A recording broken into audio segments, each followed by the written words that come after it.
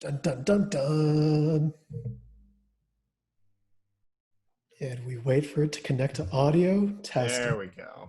Yeah. Zoom loves taking its sweet time being able to be like, hey, someone wants to talk to you and they want you to hear them. Yeah. I What bang a my concept. phone on my desk. You would think that, like, at this point, since everybody has been using Zoom to at least some degree, either like once or twice or like regularly for their Daily. jobs, that it'd Yeah. be like ingrained within us, like culturally at this point. Still just gotta play the nice patient waiting game in order for things to work. So gotta click join with computer audio because apparently you do not want to be heard or hear. Are you good to go? I think so, yeah. Cool. You got a nice little microphone in your hand and also one on the headset that is just up. Yeah. Redundancies in case things ever go terribly wrong. Yeah, just in I like to record myself in stereo, get twice my voice.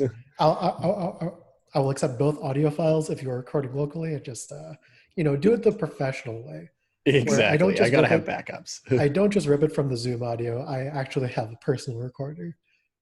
Oh. No, never that professional. This is just the most makeshift job. In fact, I didn't even get to do my bit where I just say I'd been in a theme song. Wait, do Uh, you have this as a theme song? I'll be completely honest. I've looked at the other episodes, but I've never actually watched one because that's I'm a perfectly bad fine. friend. Um, I have a bit, so I like upload the raw video file to YouTube, Hmm. and then I actually do like some slight adjustments on the audio only podcast version. Uh, Okay. and in the audio version, I add a theme song, and on the video version, I just kind of keep talking and don't actually play a theme song. Oh. So it's a nice little treat. They get to peer behind the scenes Ooh, before peek I behind come the in. curtain. Before I come in with my intro, my Uh, patented intro of "Hello and welcome to Hello We Don't Talk Let's Talk," the show where I, Christopher Flaw, reconnect with old friends, and today kicks off the first official episode of my themed month that I'm going to call Provtober, in honor of our alma mater's fall summit, where they come up with some weird improv-related punnery to name their event. And yeah, this is true. This was so, a thing that they did back in the day. so this is going to be a month where I talk to my friends from Make Pretends. And today we have the fantastic Mr. Nape Tremblay. Nape, Thank how you you. doing today? Thank you. I'm doing really well, Chris. I'm doing really well. Thank you for having me on this thing. Now that you've described it as both a podcast and a video, I'm like, this audio visual medium. It's in this weird subcategory in my brain now. Oh yeah. The best thing to do is not think about it. Oh, It, that it is primarily a podcast. The audio version just kind of, or the video version kind of exists as a thing that costs me nothing. So I may as well put it out there, you right? might as well, Yeah, honestly. And just in case anyone listens to this and they were like, what's the face behind the voice? I have to know. yeah. There was exactly there have been two instances actually where like the video component has mattered. So Oh, yeah, interesting. somebody came in with like a full slide deck about their life since I last spoke to them. Uh, and that was the most work anybody, including myself, has put into the show. Wow. Well, I hate to say that I have not done any kind of work. Listen, I was a little concerned as well when you invited me on here that the how freeform the show was going to be, because I was like, if it's just let's talk and you're just gonna be like, so how have you been, and it's just painful small talk for about like an hour and a half, I might lose. Wait a minute, why are you making that face? Is that exactly what uh, this is? maybe. I mean, uh, I'm easy either way. It'll be fine. It'll be fine. Again, the best thing to do is just not think about it. We're just gonna yes and throughout this entire episode. Oh, tying it right back to improv, are Yeah, we? Love it. Love it's it. the whole theme of the month. The format itself will not change, Oh but my the god. guests are thematically on point. Interesting. Do you have other themed months for No, this is like? the first one, and we're gonna see if it is a success or a bust. Um, Hopefully, a bust, because thinking of themes is going to be taxing. That was going to be my next question. Was, do you have any other themes in mind? not not at this moment. The podcasts that I generally rip stuff off of are the podcasts I listen to, and they have like an annual March Madness themed one. Uh, So maybe if I did that, I have like maybe two friends that are like professional athletes in some way, and I could do and I could loop them in that way. But I have no idea who would take the other like two, possibly three days of that month. You have until March to just somehow befriend two professional athletes. Just hanging out at the bubbles, the respective sports bubbles that exist, being like, "Will you be my friend?" And also, in order to qualify to talk on the show, not talk to me for a while. You have to get started. You basically have to get started today. This is the Yeah, only way this is going to work. pretty much. Uh, yeah. So, Nape, my understanding of your life after, or since we last spoke, um, I think the last time we probably saw each other was at an improv summit. That seems like a reasonable guess. Yes, an improv summit that likely both you or myself were not actually like participating in, but we Yeah. were like just alumni who were like, yeah, who needs to do this? uh, so I think like last year's UW summit was the Space Odyssey thing. It was a Space Odyssey themed one. And I gotta say, the just on the subject of the summits there, the execs who came after myself and everyone else put way more effort in production and production value, especially into their summit that I had ever seen before. I was like, wow, I'm so proud and also now a little retrospectively ashamed. when I came to visit to the summit 2 years ago when they did like the World of Warcraft type one, I was like, this is too much. It I was know. the least expected thing to have ever happened, and tremendously exciting.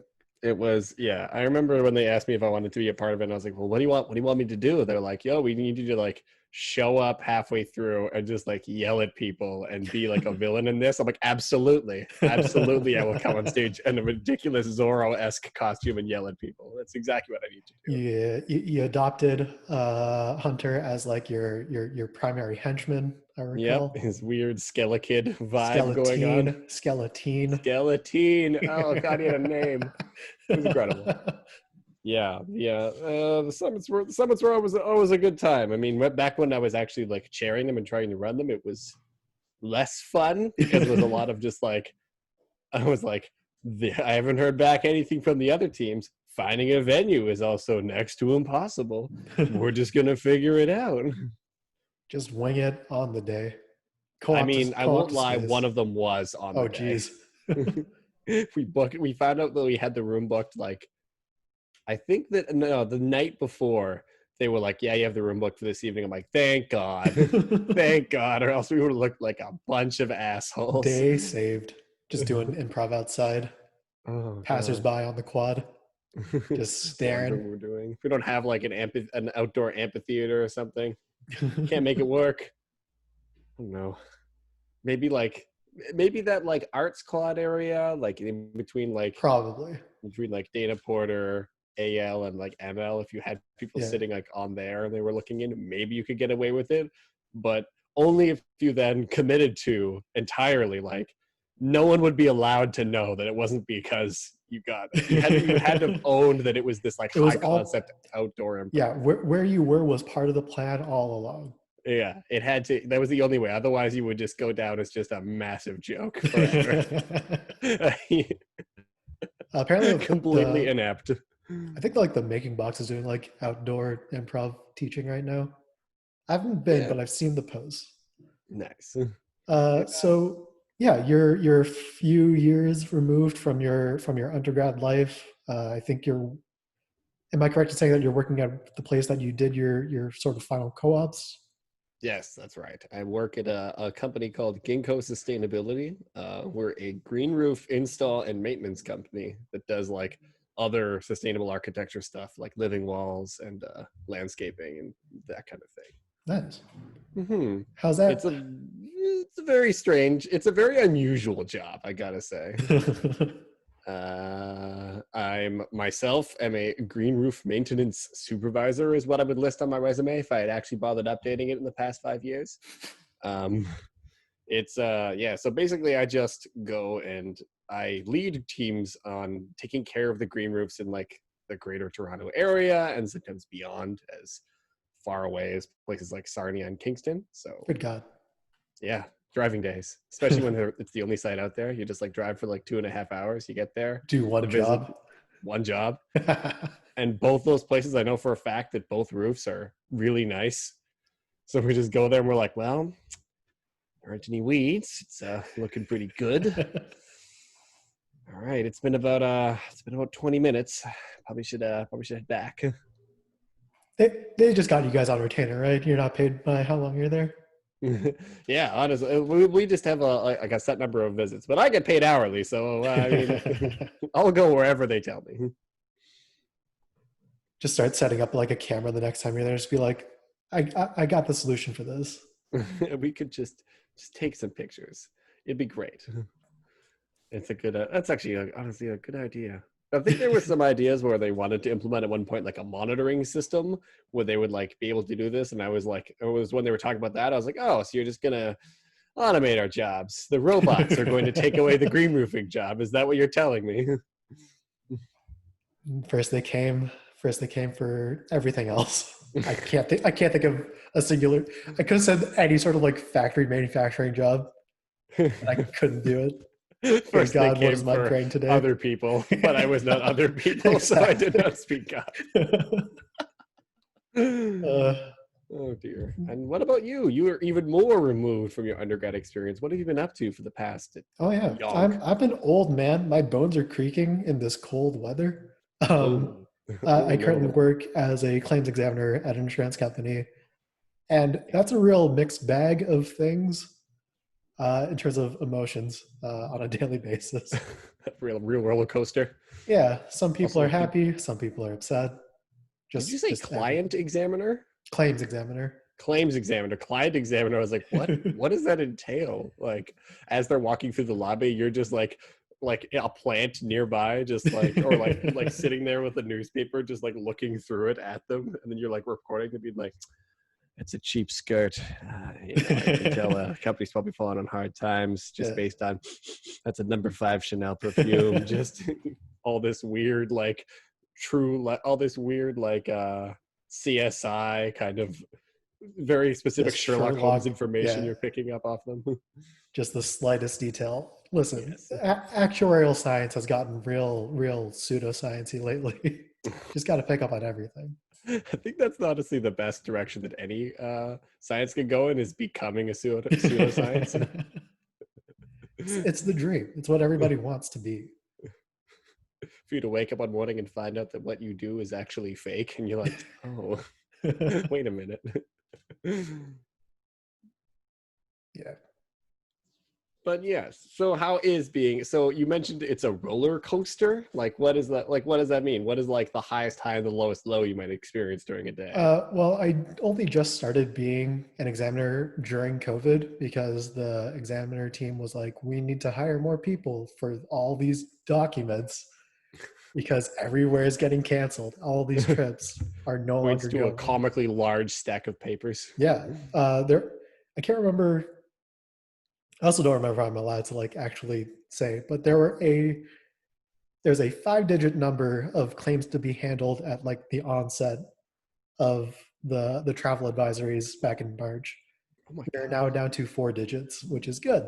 Yeah, yeah. It's a real feeling of progress, but also like I think like the standard is like some 3-digit number maybe. So it's just like this endless mountain that is just like all uphill currently.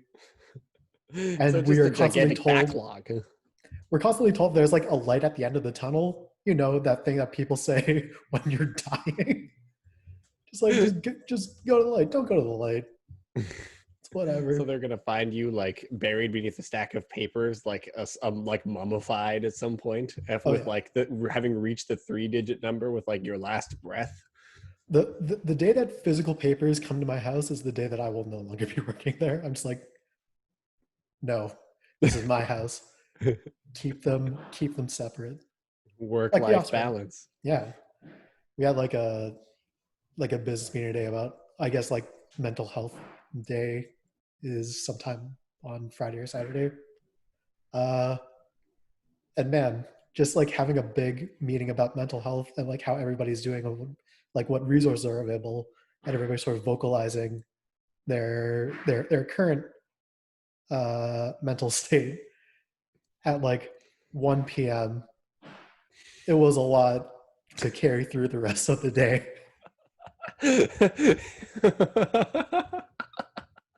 I am imagining. I mean, I have a problem when like people present me with like these kind of things. It's because my brain has no like way to process things in like, here's what a normal situation would look like. It's always absurdity. It's always absolutely ridiculous. And that like it even extends to like whenever like if I mishear what someone says, like if you were to say something and I wouldn't hear it correctly, my brain would autocorrect it to the most ridiculous thing that we like wouldn't make any sense in the context, would be utterly out of left field. So when you tell me that like you guys are all sitting down for like just to talk about like talking about your mental health and like talking about resources and things like that, and everyone's going around and sharing, like I'm picturing just like it's like a dead silent for the first like maybe 10-15 seconds after like discussion is open, and someone's just like speaks up and just like i'm I'm not doing great. I mean, pretty much, right? It's been a tough few months, guys. Uh, that was definitely how it was in like the sort of mailroom position that I had like before they transferred into like before I transferred into the examination team, where because of COVID, we're not actually like in an office anymore. Everybody's just kind of like on their computer and typing through like text, um, and everybody just kind of like can +1 an idea, and everything's anonymous, so like you don't have to like associate any of your thoughts with your identity, which is fantastic. Just shouting into the void constantly. Yeah, sometimes that's all you need.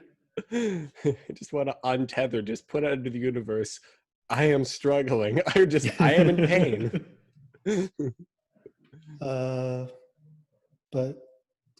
all of it sandwiched between like actual like business and day-to-day discourse. You're talking about like a current case, and just all of a sudden afterwards just like I hate myself, and then just more just getting back on topic. You're like, anyway, back to the regular agenda. just scroll through, it's like, yeah, okay. Well, Oh, all right, we got it. keep going. +1. Oh, we got some more intrusive thoughts.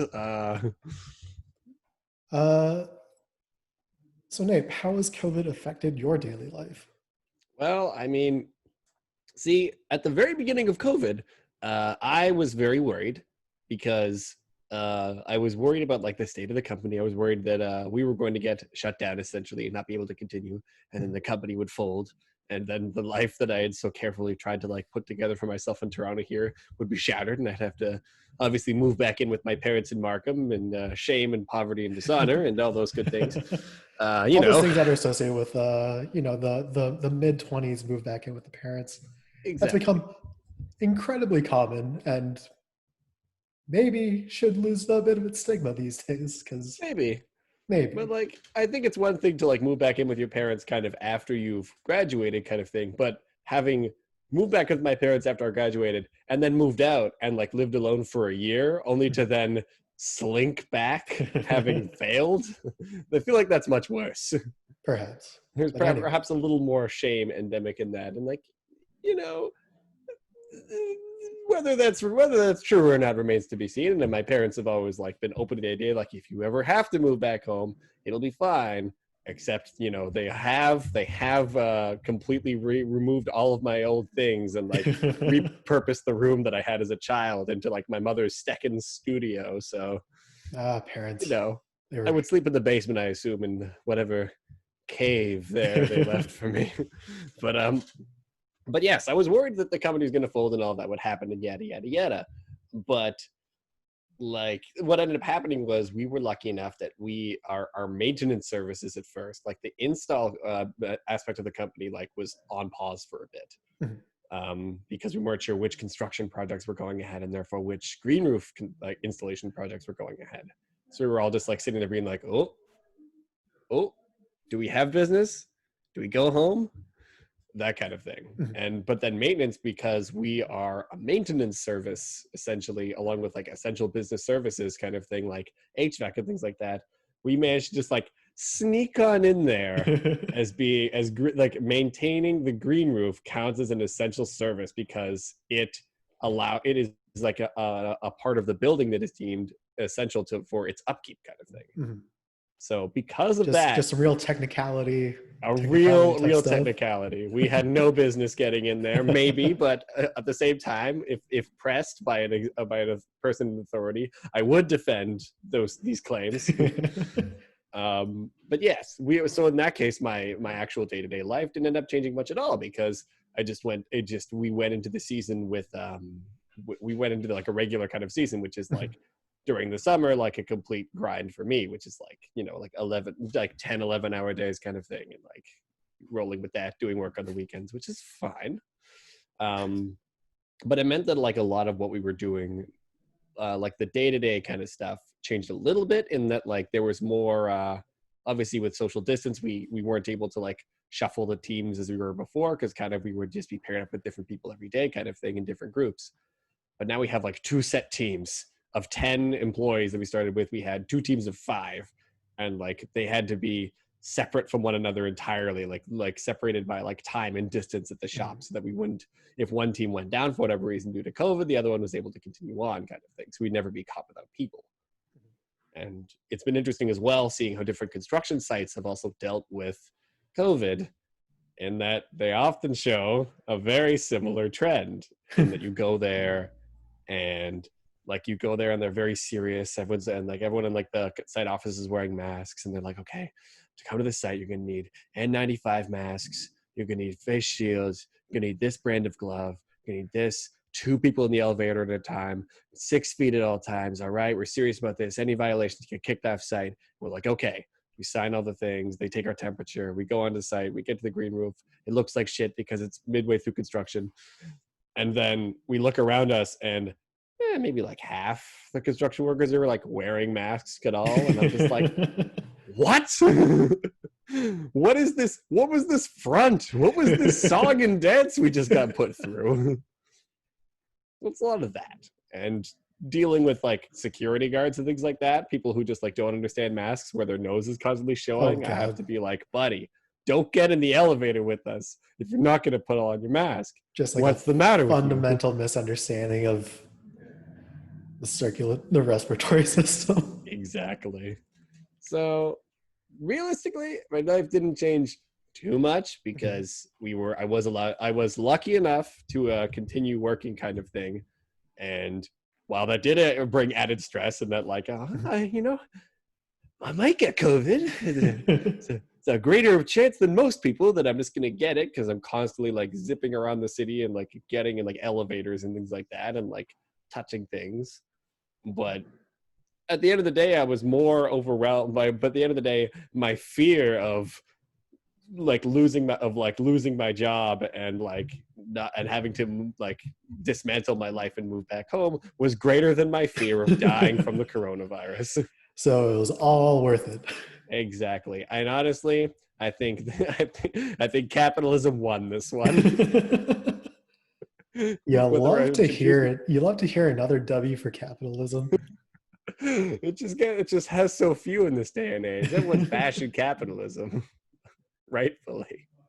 So yeah, that was kind of the grim thing that I thought about. I actually had an epiphany about that when I was like, I think it was like after a long week, I was like sitting at home after work and I was like, I think I had like maybe like a slight tickle in my throat. It was nothing obviously, but like I was like worried. I was like, oh no, what if I have COVID? And I'm just like, the idea of, immediately, oh God, it's happening. I was like, oh no, this is where it ends. But then as soon as I as soon as I felt better, I was like, oh, thank God. Now I can go back to work and keep working. Thank goodness. And I was like, there's something fucked up about this. It shouldn't be this way. All we can do is just keep rolling. Yeah. Get rolling. You still blading around the place? Oh, of course. Of course. I mean, I will say that during the early stages of the quarantine, the rollerblading game was also magnificent. I was gonna say there was like a solid, month and a half maybe where nobody knew what was going on, so everybody just stayed inside. And by everybody, I mean everybody. Yeah. And like the air felt nice. things felt like just like how nature more or less intended in the idea of, insofar as like, you know, humans exist and there's buildings everywhere, but there are fewer cars. Uh-huh. Yeah, this is where what spawned that big deluge of memes of like, oh, blank has returned, we are the virus, the world is healing, that kind of thing. That was that time. And honestly, I will say that there was never been a better time to be having to go out to work, and therefore rollerblading to work than during that time, because it was the sidewalks were just so clear. It was just going at unprecedented speed because I didn't have to worry about pedestrians or cars. I was just free balling it out there. Yeah, just a free man. It was pretty good. And now things are basically back to normal. Now I have to worry about things like other human beings and cars and the Reaper. uh, any close calls on your rollerblading excursions? There's I'm trying to think of any recent ones. I have had some in the past, and like I definitely have like a large patch of recent scar tissue on my leg from like a rough spill that I took on my last pair of rollerblades, which is when I retired that pair, saying like, okay, I need new ones now. These ones are done. But in terms of close calls, I mean, I've noticed a couple of times recently I've had to make some pretty dodgy emergency stops from people who are like taking rough lefts and not looking. So then I see them coming and like I have to do like a hockey stop on rollerblades where you just like take them perpendicular to the ground, just go like dunk dunk and just stop. Which is a method of stopping that I've mastered, and it has definitely saved my life, because it's what you do when you still have speed when you're reaching like an intersection or something or a red light and you must stop. Oh, yeah. Served you well. Exactly. Yeah, other than that, it's been pretty good, though. I did just invest in a new fancy schmancy set of rollerblades as well. I found there's actually like a dedicated shop here in Toronto called Shop Task. I swear to God, this isn't a plug. I'm not being paid by them. Okay, that's fine. I was gonna reprimand you and tell you to save it for the actual plug section, but I'll allow it. Watch yourself, though, counseling. Did you send me an ad read? Do I get to like, do I get to be like, and with the offer code Chris, you could save 15% on your next pair athletic socks. But yeah, so I found that place, and I also discovered that like there's like, because like whenever I had bought rollerblades before, they were always like ridiculous ones. There was like ones you get at like maybe Sport Check for like maybe like $100, mm-hmm. and they're designed for, and let's not hash words here, dandies and soft boys. They're designed for being maybe taken up the lakeshore twice a summer because you're a sporty dad who still wants to get out there with the kids. They're not there for the real rollerbladers. Honestly, as someone who like relies on rollerblades very regularly for my primary method of getting around, like the ones that they give you, they don't hold up. They fall apart when being exposed to the hundreds of kilometers I put on them over the course of a year. So like rollerblading isn't something that is overly common, not or at least from what I've seen a lot of the time. How long have you been rollerblading? Probably since I was about like, I want to say like 11 years old. See, like the thing is that like the thing with rollerblading is that everybody used to rollerblade. Like 90, most of the people you talk to about it, they're like, oh yeah, I used to rollerblade. I'm like, yeah, when you were 14 years old, you rollerbladed. You had a full set of pads, and you had rollerblades, and you did it like twice. Or at the very least, you had a pair of Heelys, and you were just wheeling around. You would just had that weird leaned back stance and just like zooping across the shopping mall or something like that. But most people, but then like the thing is that like very, very few people are actually like, for some reason, have this like form this weird connection with rollerblades, and then carry on with it into like adulthood, as I have. Yeah, I think the last like few times I've seen rollerblading mentioned in any way, it was just like as a punchline. Like I think in AJ's little short film that he has, like yesterday or whatever, he definitely refers to rollerblading in a punchline kind of way. I understand. Yeah, see, like, and I understand why people don't rollerblade as well. Like, it is a fundamentally ridiculous activity. Like, I like a lot of things about it. I think it's like it's pretty fast. Like, you can go at like a good speed, like pretty much like faster than most cyclists because most cyclists are weak. Occasionally, you get cyclists to pass you with like regular. They got a big ass machine that they gotta put energy into. It's a whole lot of work. It's a It's whole hard to lot of get it work. up. It's hard to get it up to pass. The so like I think it's like, and you can there's versatility in that you can move from like the road to like the bike lane to like the sidewalk, and they're all kind of like you're allowed to go on those rollerblades, or at least no one's ever told me I can't, which is the same thing. And until you look up any sort of law, that's just the truth. I have Until a feeling the traffic law. I feel feeling the traffic laws do not mention rollerblades. um, and also like the There- fact that like I've never had a pair of rollerblades get stolen because you just take them in with you, and they're like you can just like put them in like your backpack or like slip True. them under your seat on the train kind of thing.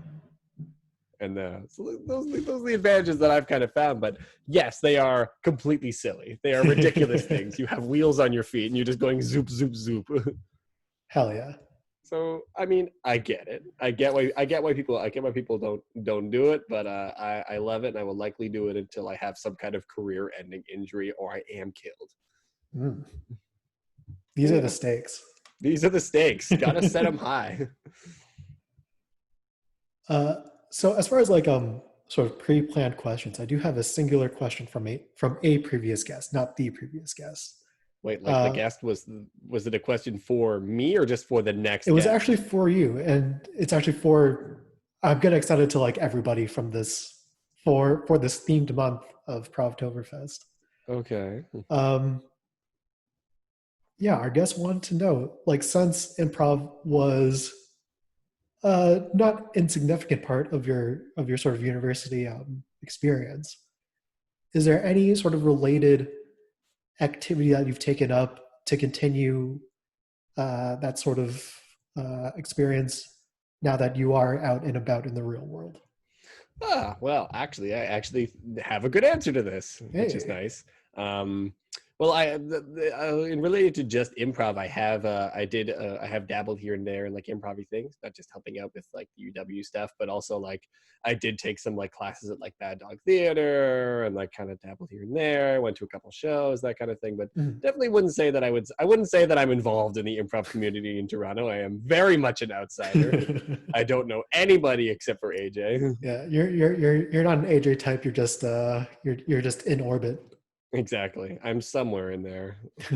But I would say that the thing that I've probably delved the most into since grad that I had dabbled a little bit during university, but I've definitely doubled down on it since then, is that just straight up Dungeons and Dragons. Oh hell yeah! Yeah, I got way more involved in D&D after grad. DM role or player role? Both. I am in a couple of campaigns as a player, and I've DM'd a few kind of groups over time, kind of thing. So I have like an ongoing thing with some of my friends from Ottawa, and I'm starting up another thing with some friends over here, and then I've done a couple one shots here and there as well on stuff that I've kind of put together and run. Nice. I even had my coworkers going to on it too for a while. How did you get started in D&D? A few of my friends back in third year university, they were kind of involved. They had wanted to get started on it, and I'd kind of heard about it from here and there. I think I definitely at this point had watched the first season of Stranger Things, and so I was like, D&D, a thing that I vaguely know about, but that I like very much on the periphery. Never something I thought I would end up doing until someone came forward and said, "Hey, we're putting a thing together. Do you want to try this?" And I was like, "Okay, sure." The same way one might say, "Okay, sure," when offered a line of Coke. You know, I'm cool. I can. The first hit is free. The first hit is free. I'm no narc. I can do this. Next thing you know, you got a collection of books. I actually do now have a collection of books and multiple sets of dice And I'm constantly like talking to other people, being like, "So you ever played? You understand? You need a group going on. You need a dungeon master." It's a little sad. I won't lie. Yeah, we basically got involved in this. I got involved in this little like mini campaign there, which I think we only maybe had like 3 or 4 sessions total. Mhm. But then I got involved in a campaign with which actually some other improv friends, Todd, Kelly, and Lexa, Mhm.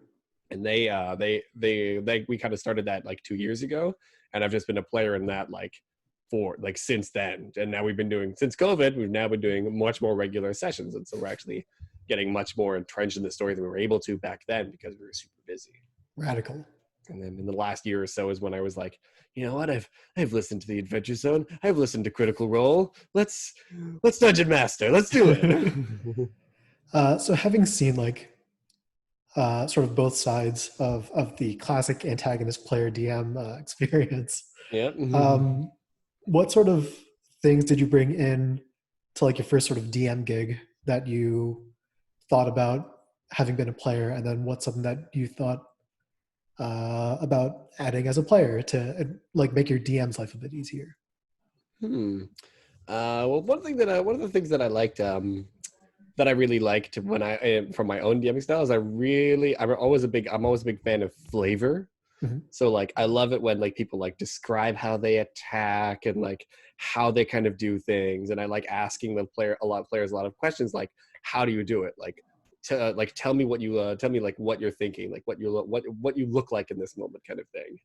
And the classic like how do you want, like the classic Matt Mercer, how do you want to do this kind of thing. I'm a big fan of that kind of thing, where the players get a chance to like take the center stage and make the spotlight. And I think that comes from the improv life as well, where I love the idea of like making something with people, and it's the shared storytelling element that like I can have an idea of what I want to do, but the players can like go off and do their own kind of thing, and then I have to be like, oh, no, we're in this direction now. Like in the last session at DM'd, I had to fully create like a whole separate encounter just because my players were like, well, you said that this person wasn't at school that day, so we're going to go to their house. And I'm just like, I just didn't want to make I just didn't want to make another NPC. So I said they weren't there, but they followed up on that. So now I had to be like, oh, they go to their house and the family's been murdered. Ah! And I just bullshitted like an hour of full like content just based on this like ridiculous thing that the players perceive. And I'm like, this isn't where I wanted to, you know what, it doesn't matter, this is where the story's going now. Let's go. It's always just a struggle as a DM to be like, well, this wasn't what I wanted to have happen. Hold on, I'm gonna mute one sec.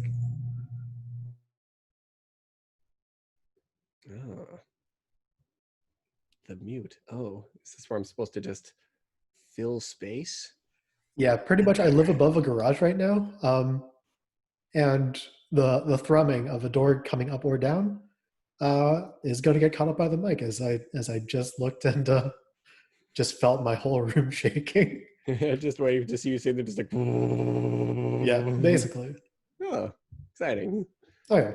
One of those massage chairs, but intermittently. Yeah, I love it.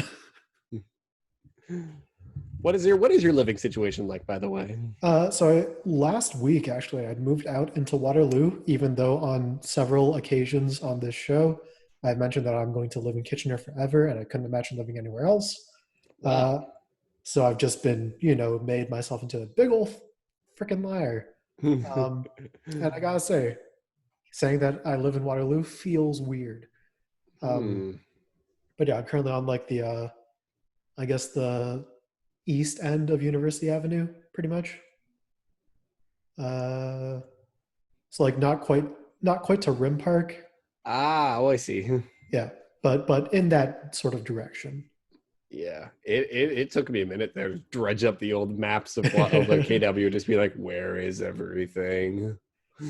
Yeah, just consult your local cartographer. Be like, yeah, pretty much. My own brain atlas. Yeah, but I live with a friend and his brother, who I guess is also a friend. And this house is massive. I don't know if like things are echoing into my microphone from the acoustics of this room that I've not yet You sound fine to me. configured for like optimal soundscape immersion. But yeah, it's a nice big space. Basically, each of us has like 2 rooms in this house that we have claimed for ourselves, where like one room has our beds and the other has Oh, our computer and stuff. oh, Uh, interesting. yeah. So like behind me is actually like a small kitchenette type area. There isn't like a stove or anything because that's unnecessary for me. Um, over to that shoulder, You do not have any kind of heat in it. there's All a of your foods are cold. hell yeah. It's the only way to eat food. Um, pile of garbage over there. Nice, I nice. thought what I put it in that corner because I didn't think it was going to get picked up on camera, and now I'm acutely aware of its existence. And you double down on it by pointing it out as Yeah, well. man, it's now a thing. If there isn't a massive tower in every episode of this show recorded in this space, people are going to wonder what the hell's wrong with me. What have you done with Chris? Yeah, I won't lie where's the also, now slot? that you've pointed it out, I do now hear this slight echo to your voice. Yeah. I didn't notice it before. And yeah, so there's like a nice little stairwell that leads right into the garage directly. So like technically speaking, I can go a whole day without seeing my roommates in any way or housemates in any Ooh, way. there you So it's go. like cool independent living almost, pretty much. You like to take the whole isolation thing to the natural next step where you don't Listen, even see people nobody in your can be own home. trusted as far as I'm concerned. Everybody has the COVID. Everybody but you has the Yeah, COVID. I'm in my bubble. It's a bubble of one. You are Bubble Boy specifically, where I am Jake Gyllenhaal in that weird cult movie. no. Did you ever see Bubble Boy the movie? I know. I don't think I ever did. It's wild The and only cult also movie that I know extremely of. problematic and does not hold up to current standards of what is correct. Not many movies do. I'll be completely honest. Not many movies do. True. I thought the only cult hit with Jake Gyllenhaal was Donnie Darko. And like, honestly, I don't know if that movie holds up either. I feel like I watched it recently and I was like, no. My favorite part is just hearing the words cellar door. What a beautiful word. It's just like, yeah, I feel like that's definitely a movie where like a lot of them like, what is any of this here for? None of this is important to the narrative. Like, it feels like I'm watching like a show where they thought they had time to explore all these different side characters, but it's a movie, so like instead they just like touch on them like one at a time, and then like none of it is important to like what's going on at all. And they have that like shot at the end, like it almost reminds me of like an episode of Dark, Yes. where they always have this thing in that show of like they have like the different character plots during the show, and then they have a montage over music of like the different characters of what's going on kind of thing. And that's exactly what they did in Donnie Darko with like Mad World by Gary Jules. Mhm. They have just shots of the characters being just like being just like interacting with them, everyone we've seen so far, in this one kind of continuous shot. And And then a then plane. and then he gets wrecked by a plane, and you're seeing them being like, what? Which weirdly enough, the movie also features time travel. So I'm honestly now drawing a lot of parallels between these. Only one of them is German. uh, so you mentioned that you're currently living out in Toronto. I am. Living solo? No, I'm living with my roommate Eric, who was in the same program as me, and is my close friend from uni. Oh, nice. Interesting enough, I also actually moved a week ago. So you will notice in my own background here, there are some vaguely not unpacked things back there, including a plush pineapple, because our apartment has a theme. Ooh. The theme is pineapples. Oh, nice. So pineapples are like a decorative motif that's in there in like every room. That's fantastic. As a big fan of pineapple, I approve. Pineapple, of course, famously heated debate topic about whether or not it belongs on pizza in any way. I believe it does belong on pizza. Oh, hell Hawaiian yeah. pizza is my favorite kind of pizza topping. My man, Topping. man of culture. Indeed, I see you. indeed. Although I will be honest, though, I don't know if my pizza tastes are to be trusted these days. There's the pizza place that I've been relying on up until recently, because they can't seem to find my new place for some reason. I put in my like postal code, and they're like, "That's in Alberta." I'm like, "No, it What? isn't." Amazon can find the place. Why can't you? But that place, they have this deal called the Quattro, I believe it's called, where it's a pizza, where it's any size pizza kind of thing. Like you like pay a different amount for each one, but it's 4 toppings. Nice. And let me tell you, pick your own 4 toppings is too much power. And it has twisted you get the analysis me. paralysis. It's just like these are the things that I like on a pizza, but do they go together? Like, should they coexist? The problem is that second question doesn't process. That second question of should they go together is never a thing. It's always how will I put them together today in my circus pizza that I'm putting together. It's like it's all like with 4 choices, I have become like twisted by this, and now like the most ungodly pizza combinations will just like are made manifest by me just being like, oh, that seems interesting. Of course, let's get pineapple, olives, sardines, and hot peppers. Oh, let's do it. As hell, man. That is not a lie. That is a legitimate pizza that I ordered. What's the name of this place? Aldrich Pizza. Exactly. Like I'll be like, all right, pesto base sauce, extra cheese, onions, and then let's get some sun-dried tomatoes, and then to top it all off, what was that other item? Tandoori chicken. These are the pizzas that I have crafted in the depths of my insanity. It's like those instances of Dragon Ball Z where like they did the fusion dance and it just turned out all wrong. It's the pizza equivalent of that one guy from Full Metal Alchemist Brotherhood who made the hybrids of his dog and the daughter. It's like that. It's every time that a human transmutation is brought up in that show. That's what happens when I make pizza. Just walking around and just rolling around in a suit of armor next time. Exactly. It's like, what happened to this guy? I don't know. Pizza. Pizza, I guess. Yeah. Magical. So outside of the D&D, how else are you keeping busy these days? I've been playing a lot of video games as per usual. Oh, hell yeah. Indeed. So I have actually, rather than doing what I unfortunately have been doing for years, where I would just keep making various characters in Dark Souls 1, 2, and 3, and just like playing a game that I've played hundreds and hundreds and hundreds of hours in. I've been trying my best to try and get through a lot of like the games I've just accumulated on Steam that I know are good games and that I know I would like, but I'm like, oh, playing a new game? No. What? Just like, I know what I like. I can just go play things I know I like. It's safe. It's the opposite of my pizza choices. Yeah, I save all the danger in my life for when I'm ordering pizza, and then everything else is very tame. Yeah. So what particular has your attention at the moment? At this exact moment I started, it was recently came out of early access. I've been playing Hades by Supergiant Games. Freaking amazing, man. Hades is great. I am so bad at it.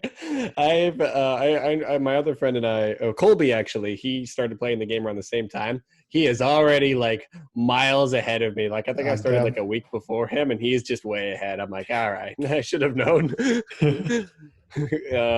But yeah, like I've been playing that quite a bit because I loved Supergiant Games' previous 2 games. I loved Transistor, I love Bastion. They're both like big examples of like games as art and games that are also like have beautiful art in them. Absolute banger soundtracks for both of them. Oh yeah, and the voice acting is always mwah. And that is still the case. The voice acting is still probably my favorite part of the game. Mm-hmm. Is just the number of voices that they have, and they're all good. Like I don't have a least favorite. Big fan of Dusa. Yeah, Dusa rules. Or how every time you walk up there, she goes, the gasp. Beyond that, I played through a few smaller other games here and there that I knew that I had been getting around to for a long time. I played through Celeste recently, which was really, really good. Again, another like games as art kind of thing where I'm just like, damn, also a banger of a soundtrack. Yeah. Very good soundtrack. Very hard puzzle platforming. Yeah. I'm really bad at it. I have a friend that I've met online who As far as like games that I know they play are currently 2 for 2 with games that you just highlighted. Wow. They sound cool and They hot. they are very cool, and I'm not going to comment on how hot they are. All right. But yeah, I was watching them play Celeste on stream, and I'm just like, oh yeah, and I'm glad this person enjoys this, so I don't have to. Yeah, Because that's man, great. Yeah. if I were to put all my effort into completing levels on Celeste, I might go insane. I looked at it and I was just like like the game was like very like the game's very like has like hints and it's like in loading screens. One of them being like only go for the strawberries if you want to, and I'm like, well, you're goddamn right, because you know what, half of these can go right to hell. I'm not bothering. And the other one was, hey, don't feel bad about dying. You know, every time you die, you get a little bit better. I'm just like, don't patronize me. Patently untrue statement. He says that as he walks out of like a level with like 197 deaths. I'm just like, good lord, I was only playing for an hour and a half. So much failure. Yeah, it's like like there's something not great with my brain where it's like, man, failure is hard to take in, and maybe I should just like embrace a game like Celeste as like a mental health treatment. It's just like, yes, just accept failure, just do it. Immersion therapy. Yeah. Honestly, I will say that Dark Souls definitely taught me that, kind of at like a young kind of formative age, that just getting wrecked and just like failing over and over and over again. Every time you get a little bit better, and that you shouldn't fear failure as much as you do, because like what you have to, it like brings you back to like, what are the actual stakes? Like, where are you? How badly set back are you by actual failure? And like, it's different in like real life a lot of the time, and that like Oh sometimes you do have like things you have to get right the first time or else you're doomed, kind of thing. yeah. But a lot of the time, like small mistakes and small failures aren't the end. And like you, a phrase that I kind of have cultivated recently, whenever like someone at work kind of thing makes a mistake, one of my like coworkers kind of thing who I'm looking after, the like if they make a mistake or like do something, I'll kind of or start to feel bad about it, I'll just like kind of be like, all right, let's just apply the soothing balm of now we know for next Aw. time. And yeah, it's been an important part of like not only like getting past like my own kind of failures, but also like if people around you make mistakes, kind of thing. Mhm. And even in like in mistakes that like directly inconvenience you, you have to like be able to like take a step back and be like, it's fine.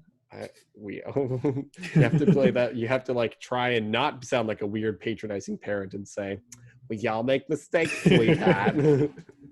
Instead have to like actually like stop and be like, no, it's cool, like we're okay, without it coming across as like weird and passive aggressive. Yeah. So that works about, so I'm good at that about like 50% of the time, and the other time I just sound like a total dick. Other Just like, time I how did just you even think this was the right call? other time I just cuff them on the back of the head and say, do better. Do you work like do you work by yourself, or is like a kind of like are you're part of a team, Yeah. the claims people? So I'm part of a team. The only real interaction that I have with most of my like fellow team members is just like if we ever have a shared complaining experience, or it's just like so like recently we had like a sort of small squad handling particularly like aged claims, where it's just like reports show that we have claims that nobody's looked at in like 90 days or whatever. I'm just like, that's bad. So we prioritize those. Who lays And claims to these claims? yeah, and sort of looking at it, you know, a lot of stuff has changed the last 3 months in terms of like how our processes work, because in order to get the volume down, you need to sort of find any sort of corner you could cut, really. Oh Um, god. but as I was looking at like the work that both myself and my colleagues were doing in like April and May, I'm just like, oh, this is awful. like why did we ever think that doing it this way was correct? With the benefit of hindsight. Yeah. Uh, so it is, but yeah, like most of my day to day is just kind of like me and the documents in my room. Just you and the Uh, docs. yeah, man, just just banging them out, clocking out at 4 or 5 p.m. depending on when I start. Bingo. You have And a comically large like stamp that you like fit like papers please, just like oh yeah, and then I throw the papers out the window. yes, and then you would throw them into an active fire that is constantly burning next to you. Small hearth. Yeah, I take a lighter, I chuck it into that thing. Ah, that thing over there. Yeah. Um, yeah, and then my evening is just like super free. Oh, So I've been playing a lot of games myself lately. Obviously, a little bit of Hades, um, nice, nice. a lot of Path of Exile and Valorant. Okay. So Path of Exile is like an action RPG, classic. Kill Mm-hmm. things, A get dungeon loot, get crawler kind of stronger. thing. Yeah, I've heard it described as a long time ago as what Diablo 3 should have been. yep. That's pretty much the sort of badge that a lot of PoE players wear as a point of pride. Because a lot of them came over from like being super hyped after Diablo 2, and then looking at Diablo 3 and that real money auction house that came at launch, and God, what a mess As that was.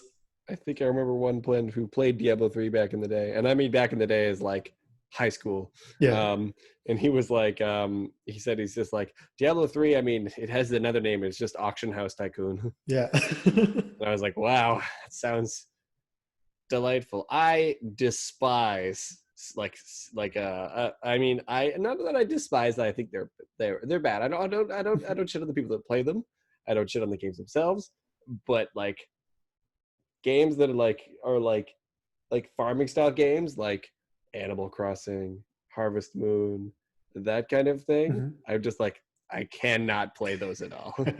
I cannot You're a do man it of without like action. I am. I need like there to be like not even just like combat or anything like that. Like not necessarily fighting, but just like narrative. Mhm. I need structure. I need like a goal, like a plot and a goal with stakes kind of thing, not just like we gotta make a new house Gotta get more because yields on the crops. exactly like work for the sake of work with like your own kind of set goals. I understand the value in that. I understand why some people Mhm. would like that, but like I can't do it. I cannot. You need the guidance. I need the what am I doing this for kind of thing. There has to be an overarching end goal somewhere in there that I actually like have an invested value towards as like me as a person, as a character kind of thing. Mm. Or else I'm just like I mean, it's the same kind of problem that I have. That's why I can't get into a lot of like champion based games. Like I played Overwatch for a bit, and Mhm. I love like the like cinematic stuff kind of thing, and like the narratives they work on with those characters. Mhm. But the idea that like all of these characters are static, they can never like grow Yeah. or accomplish a thing because they have to remain the same for like the game to work kind of thing Mhm. means that I'm like, at the end of the day, I'm not invested in this character struggle because they're just the same person all the time going, it's high noon, a bang, and a bang, bang. A McCree player, I see. Yes, I won't lie. I was a big fan of that back in my Overwatch days. I was a big old Winston guy. Nice. Just love, just aping out and You jumping are a in. party animal. Yeah, man, loved it. uh yeah, like I honestly I think that I think I've been watching too many like video essays on like movies and things like that, like guys like Cosmonaut Variety Hour, Mhm. Filmento, channels that like kind of talk about like films usually about like kind of like why this movie worked, why this one didn't work, like what were like the missteps in like the plot and the direction, and like why this works narratively and why this one doesn't work narratively, Mhm. even though they're both kind of trying to do different things. And it's opened my eyes to like a lot of like what movies that I actually like, and even what games that I like, and I'm just like, oh no, now I can't go back. Now like movies that like don't have like the strong narratives or strong or like shows particularly that don't have like a strong end goal, I'm like, hell with this, I'm out. Like I can't stand shows that like go on for like like 8 seasons kind of thing, or they go until every ounce of joy has been wrung out of it, and they just like kind of like peter out at the end kind of thing. So I'm like, nothing mattered. None of the idea that like I like shows that like have like what like those one season kind of experiences Yeah. of like here's Like like a an Over the beginning. Garden Wall will always be Yes, like one of my Over the Garden favorite Wall, it will always be one of my TV favorites. experiences, especially for this time of year. It's the most of I will be watching it this October as I have for the past like 5 years. Yeah, basically every year since it's come out, it's just like, all right, what am I going to do this month? Oh yeah, gonna join Word. Oh yeah, is it October? Over the Garden Wall. It's eat an entire pumpkin pie, drink an entire thing of alcoholic cider, Stick a jack-o'-lantern on my head, and get ready to party. That's right. I stand by that decision 100%. It was incredibly dumb and incredibly fun. I do wonder what Halloween this year is actually going to look like as a result of that. Oh yeah, Earlier this it's year, I'd gonna be throwing be. some kind of party, but not this one. Had you encountered anybody celebrating like birthdays during COVID, where like they would people would just like drive by their house and honk their horn really loudly to like signify that they were there? Just there would just be like a queue of cars, or is it something that just my neighbors did and it was I I found have rare? never encountered that in my entire It's life. wild because of because you can't go out and see people, right? So you gotta celebrate somehow instead of not celebrating or like doing a nice party ass Zoom call. Yes, just having a brick come crashing through your window, then you find that it's wrapped in cake. Happy birthday, asshole. I did go to one birthday event this year that was just like a park. Yeah. It was just like we went to like a public park out in like Greenwood out in like Ajax area and just did like a socially distant like picnic walk thing. Oh, that's nice. And that was about it. That was his birthday as it got. Even that was a belated event because my friend's birthday was in April and April was canceled. Oh yeah. The passage of time in this year has been both like slow as hell and also incredibly like fast. For example, Yeah. I didn't realize that today was Wednesday and this recording was going to happen. I like got off work and was like, all right, what do I got for the evening? Oh crap.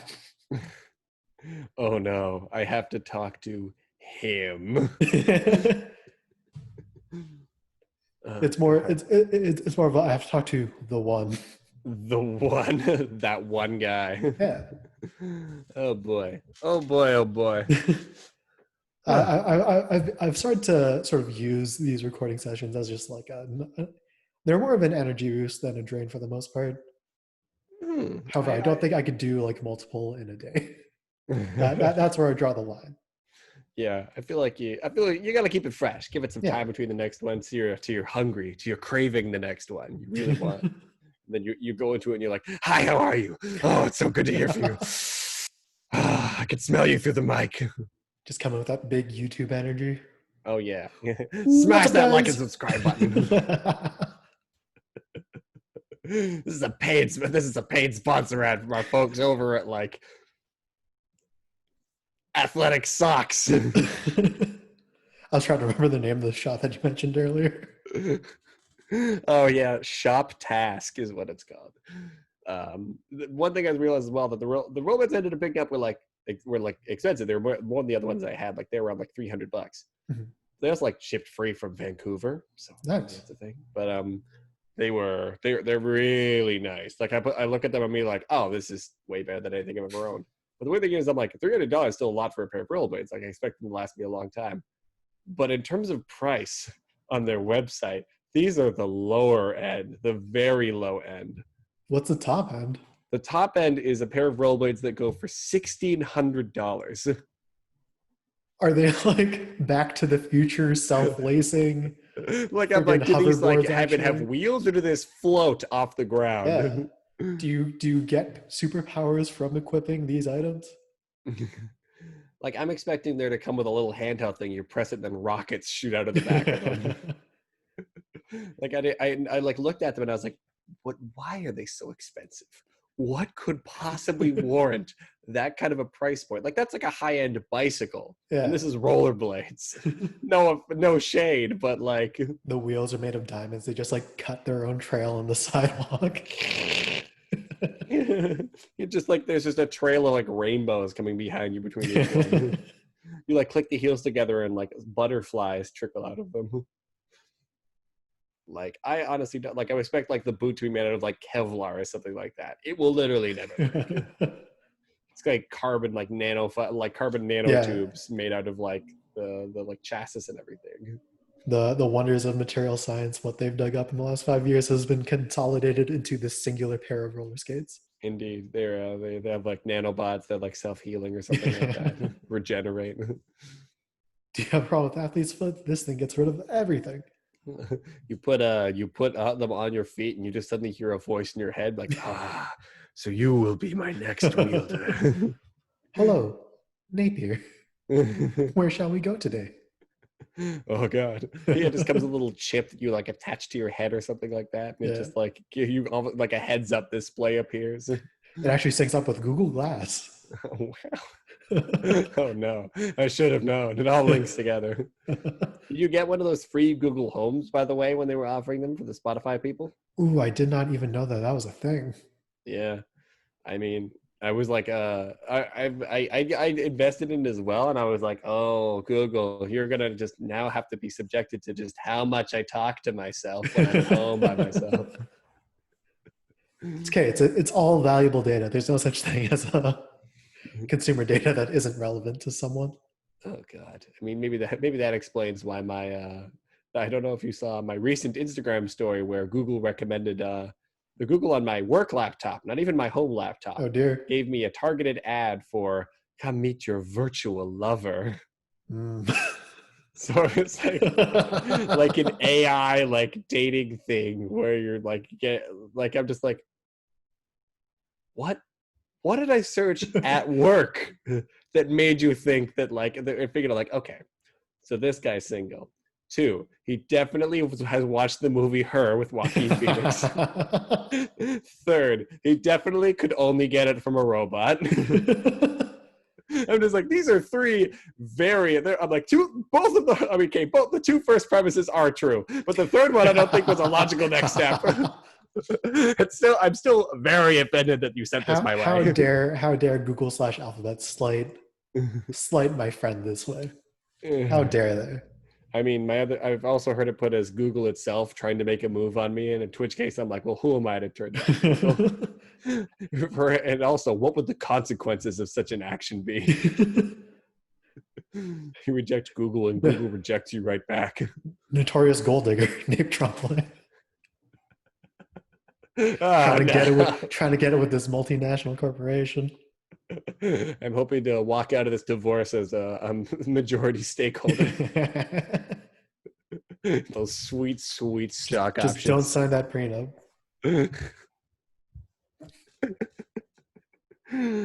Oh dear. Yeah, that's basically been everything exciting that's gone on in my life besides just slowly unpacking. I can't stress enough the upgrade in quality that was moving from my old apartment to moving to my new apartment. What would you say were the biggest changes of between the two?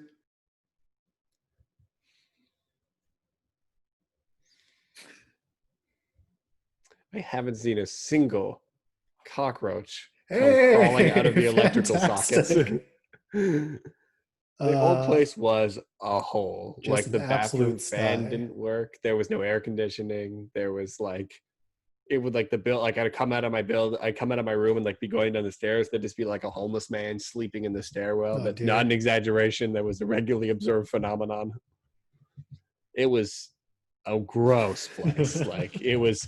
You know, I referenced the building to my mother once, and she was like, "Oh yeah, I remember my friend went there when I went to university 30 years ago." She's like, "And the buildings weren't new then." I'm like, "Oh God, the foundation is like ancient. Like this is a proto-man civilizations and once ancient temples to fallen gods." This is where someone communes with nature because it is halfway reclaimed. It's just like it was not like it was just not nice. Just everything about it. Like the only benefits that I had over the place I'm in now was that it was cheaper and there was like somewhat more space. Hmm. But everything else was worse. Everything else was worse. What about you? Why did you move into your current place? So basically, my housemates kind of approached me and said, "Hey, would you be down to move somewhere else?" And then I was like, "Yeah," because the previous place was like we lived on the sort of ground floor of just like a little bungalow in Kitchener, and like my desk was on the like right up against the wall, and on the other side of the wall was someone's bed.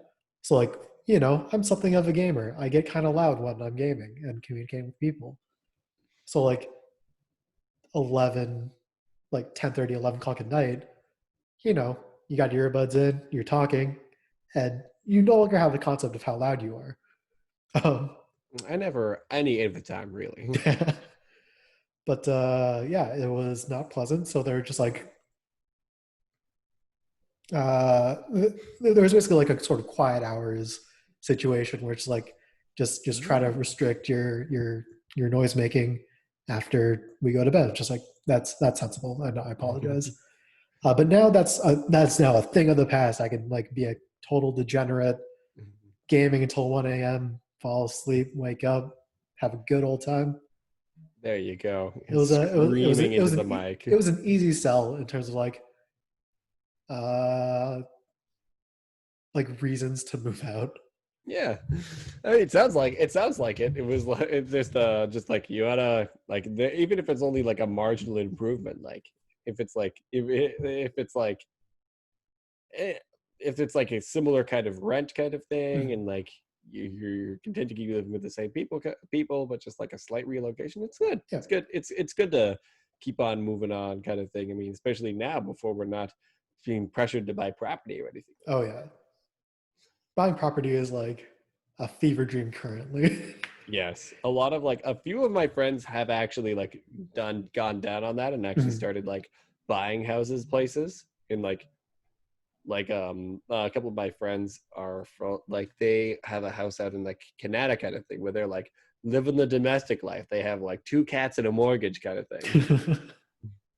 Like other friends, like some of like my coworkers from work are like looking into like they just like closed on a house in like Barrie kind of thing, and I'm like, Mhm. that's a commute. Yeah. Two of them actually. Just sort of encroaching on the just like the outskirts of civilization. It's just slowly moving farther and farther and Yeah. farther away from Toronto kind of thing. But yeah, like the idea of owning property currently is just such a pipe dream, such Yeah. like a like what? In this Not even like economy, get in out these of here. markets under Ford's government. Are you kidding me? Have you seen the Dow?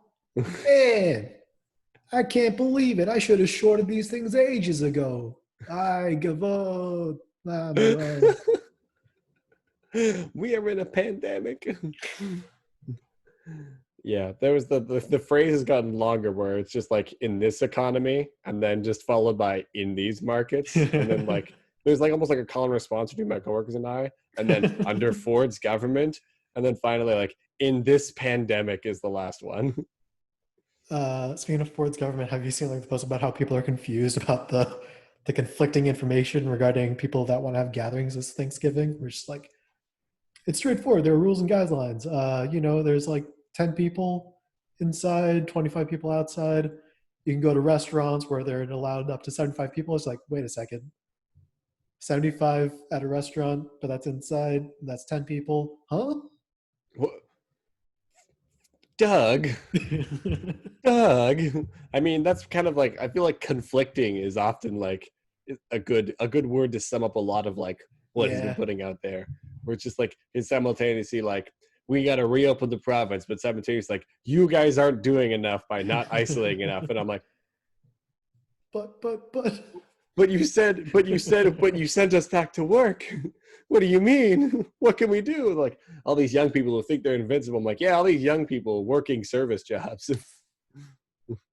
Working service jobs, still Again, living with their parents because they still can't afford a place off of one job. Exactly. We're, Like, we are now back into L's for capitalism territory. exactly. I was gonna say, I was like, we've looped back to capitalism again. Like the idea that as soon as like they opened the businesses and let people go back, the sun has fully also gone down. I'm gonna have to turn on Oh my yeah, fan. that's perfectly fine. This marks the either second or third episode in which time has shifted enough, or the sun has shifted enough that we became acutely aware of the fact that we were talking alone in the dark. Talking alone in the dark together. Yeah, shared experiences. Yeah. Um, where it's just like the idea that people, as soon as like the opportunity was back for people to come, that like go back to work kind of thing, people jumped at the opportunity and they went out there. Got to get that bread. Gotta get that bread. Gotta get that bread. That people took it, and that's just like, again, like the idea that like your personal health and safety, whether you're more comfortable or not. Like can only think of like one or two people that I know who like were basically given the option to go back to work. I won't say who they are, what they do, but then they were like, no, I'm not going to. Conscientious objector to Yeah, this idea. one of the things they said was, no job is worth my life. And I looked at that and I was like, oh, I can't say the same. It's like I fully feel like there's a chance that like I would be like, because I have a job of a slightly higher risk than most. And by slightly higher risk, I mean the death rate for people who work on roofs is a lot higher than many other industries. Oh dear. Including the military, weirdly enough. Uh-oh. Yeah, there are a lot of falls. They're pretty serious about that whole time. Listen, nature is always trying to kill humans. It's what it's been doing for years. Exactly. And gravity, it'll get you. That shit waits. Gravity never sleeps. Just a bunch of weird Final Destination type deaths. Yeah. You think you move it for 1 second, gravity's watching. Gravity will get you. Gravity will pull the trigger. But yeah, and like so fully, like I feel like there's definitely like the chance that like, even not necessarily like intentionally, but like I could feel like I could be given, in theory, like what is ostensibly like a suicide mission that no one is intended to do, and because my own kind of thought process is so ever so closely leaning to death wish, I feel like where any normal person would like use the whole right to refuse part of the code, I would not, and I would just do it anyway. Like, it may as well be me. Yeah, honestly, it's a real thought that I have occasionally. It's just like, I'm the health and safety coordinator for my maintenance division as well. And the way that I've interpreted that, not only does it mean that I keep the first aid kit stocked and make sure we all have tweezers and earplugs and everything we need and lots of Band-Aids, but it also means that like, I whenever I see someone doing something unsafe, it means that I stop and go, I go, no, don't do that. I'll do it. It means that I'm like, I will take the risk. Like when it's like a slightly spooky ladder setup, and I see that there's a little skittish. I'm like, I'll go up first. I'll be up there. I'll hold the ladder from the top, kind of thing. And like when it's on the way down, I'm like, I'll go down last. It's fine. We'll get there, kind of thing. It's You're a brave man, Nape. Thank you. It's the surviving a failure that brought you to this point. Exactly. And see, it's getting through all those little failures along the way that stopped me to not make the big fail at some point and fall to my death. Yeah. We had there was one, I think you saw the one status that I put on at work, that I put about my work, where it was talking about near miss reports. About if you where it's like, my coworkers asked me like, when will we write a near miss report, and I thought I put it in D&D terms, where it was like, hey, if you feel like you had to roll a saving throw at any point at work, write a near miss report. There's been a few moments where I felt the make a dexterity saving throw moment, like in order to stop calamity from happening. Oh dear. There was one story in particular that I'll share because I don't want to just like throw out a bunch of these for legal reasons. Listen, my evening is clear. I'll take those other stories off the record. Yeah, strike them from the record. But the one that always sticks in my mind is There was one ladder where, for some reason, like ladders are a weird thing at work in that like 65 to 70% of the time, people who are designing them know the way that they're supposed to work. Like they understand that when you have a ladder going up to a hatch, that it makes the most sense to put the like latch to the hatch with the ladder. Yeah. So you're there and you reach up and open it. Yeah. Most of the time. But some people don't get it. You And so gotta they have lean like back. I'm not kidding, 180 degrees on the other side is one of them where you have to actually like turn around on the ladder Good and God. grab it and reach backwards. And I'm like, what? No one ever climbed this. I can tell that no one in design has ever actually gone up a ladder. Architecture is a fake discipline is another phrase we throw around. Yeah, that's right. At me, architects. You guys do a bad job a lot of the time. But well, like so this one was one of the ones which was halfway between that and a regular normal sane ladder of having it just perpendicular to it, so you have to like turn sideways and do it, but that means that you have to push this hatch outwards. And so what ended up happening was they designed this like really big hatch with these chains hanging from like the corners, so it would like hold it upright when the hatch is open. Gotcha. The chains were connected to like an area under the ladder, so they were hanging loose. So hanging loose, not to be confused with the hand signal. So I had one hand kind of on the ladder, and the chain was somewhere underneath, and I reached over and unlatched it, and I pushed it open sideways with one hand, and then I had one hand on the ladder and one hand pushing up against this thing, and then as it opened, the chain went taut and just reached up and dislodged my hand. Oh dear. So I So felt it's just like foot to ladder and that's it. it was 2 feet to ladder, and I was already stretched upwards like this. So immediately just like it dislodged my hand and it just went whoop, and felt that second of like starting to fall back kind of thing, and then caught the chain with the same hand and caught him. Was like whoop. And my coworkers below me, both of them were below me about like 20 feet below, just being like, they were just like, did you say something? I'm like, nope. And just climbed on that and was like leaning. I was like, oh. Make a dexterity saving throw. Indeed. Just whoop, catch. And then I was like, okay, we're alive. It's fine. And it's like, and I think about that like a lot when I think about like the design of buildings and why I have beef with architects, because like they design things so much for the front end. Like the client wants to see these like fantastical designs and all these like nice looking areas kind of thing, and minimizing the amount of like space that's required for like back end stuff, like access and like mechanical rooms and like getting places kind of thing. And then people like me, the goblins of the world, we have to go through that. And so we see where the shortcomings go. Like all the money is on the front, but they don't notice like the little stuff in the back. They have to like kind of like fit it in where they can. So you end up with shitty ladder design where they don't know how many rungs it should have, how far apart away from the wall it should be, and which orientation to put the hatch at. There are two I can think of where you have the hatch open and there's just an edge. And I'm just like, you like stick your head up and you're like, oh, hello, abyss. And I'm just like, who did this? Who thought, yes, this is the way. We'll put it here. It's an afterthought. Always an afterthought.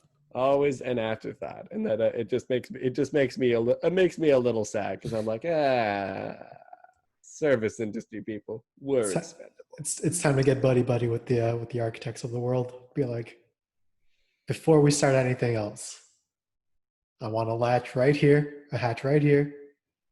It's gonna look like this, and you can build around it. I need you to do something for me. I need you to climb up this ladder and unlatch back there. Tell me how easy it is. It's a whole thing. Yeah, big old thing. So Nape, on the show, I have a couple segments I'd like to do, but as we are well past the hour mark, I'm just gonna jump to the one I usually keep for the end. Okay. Nape, if you were to host your own version of this show where you talk to friends that you have not spoken to in a while, who is someone you would like to have on? And for the record, I do not need to know who they are in the slightest. People I haven't spoken to in a what? Oh God. The thought that like, I don't speak to anybody. There's the D&D groups and that's it. Who have I spoken to? I honestly, I feel like, interestingly, this is gonna be an interesting cut because I don't think anybody who I currently like know and interact with on the daily like knows who this is, kind of thing. But I feel like I would want to like catch up with Cameron Sally. And who are they? Who are they? They were a friend of mine for back in like elementary, high school area during the first half of that, who I like realized like was like 50% like a nice close friend and 50% like kind of shitty to me. And that like I kind of just like it's one of those people that I can tell probably is like now is like a nice, well-adjusted person and would like look back on those things and probably be like, wow, I was kind of an asshole, kind of thing. Yeah. And I don't know. I would never actually reach out to this person and try and kind of get closure on that. But I think as a thought experiment. As a thought experiment, it'd be interesting to kind of like go over that and kind of be like, so these are the negative behaviors that you specifically kind of caused.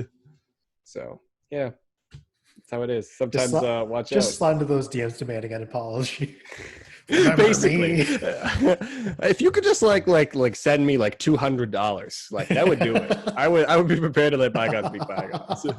I think I saw a tweet that was about that exact same thing, where it's just like emotional damage just in reparations, purely in Interac transfers. Yeah, you gotta watch out for that. Like people who you're like really close with, like when you're younger, definitely have an impact on you, and you end up like developing habits and behaviors kind of based on that. And sometimes they're not healthy ones, and you kind of look back and you're like, oh no, I didn't realize I was just a kid. I was just a boy.